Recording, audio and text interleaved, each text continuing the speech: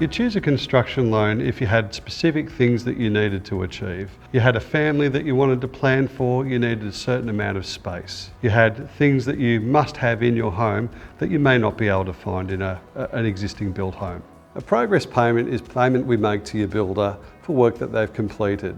So think of them pouring the slab of concrete for your home to build the house on. When that work's complete, we pay the builder via what's called a progress payment. When applying for a construction loan, you'll need to supply council approved plans from your builder, the plans and specifications that go along with that, a copy of the builder's licence and homeowner's warranty insurance. At the end of the construction, we make what's called a final payment to the builder. That's usually coupled with your handover inspection, where you go through and check the property out to make sure it's been built to your standards. Then you can do what's called an exchange, where you make the final payment to your builder in exchange for the keys.